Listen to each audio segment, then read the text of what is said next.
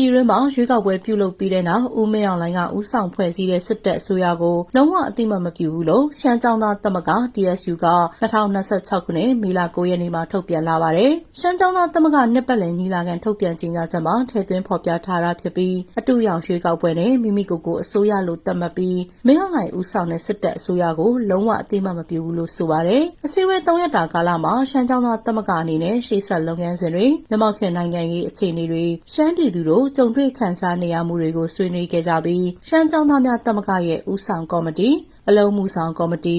လုပ်ငန်းကော်မတီတွေကိုပြန်လည်ဖွဲ့စည်းနိုင်ခဲ့ကရှမ်းလူငယ်နဲ့ကျောင်းသားတူတွေအရေးအတွက်လုပ်ငန်းစဉ်ရှေ့ရက်ကိုအတည်ပြုခဲ့တယ်လို့ဆိုပါတယ်။ရှမ်းကျောင်းသားသမဂ္ဂရဲ့မူဝါဒရည်ရွယ်ချက်တွေနဲ့အညီပညာရေးလူအခွင့်အရေးအမျိုးသားရေးတော်လှန်ရေးနိုင်ငံရေးလုပ်ငန်းကိုလည်းဆက်လက်လုပ်ကိုင်သွားမယ်လို့လည်းဆိုပါတယ်။ရှမ်းကျောင်းသားများသမဂ္ဂရဲ့လုပ်ငန်းဆောင်တာတွေရှေ့ဆက်လွယ်ကူစေဖို့အတွက်ဂျားကာလာဖွဲ့စည်းပုံကိုအတည်ပြုနိုင်ခဲ့တယ်လို့နှီးမျိုးစုံနဲ့အတိဒုက္ခရောက်နေကြတဲ့အဖိနှိတ်ခံရှမ်းပြည်သူလူထုတွေနဲ့အတူ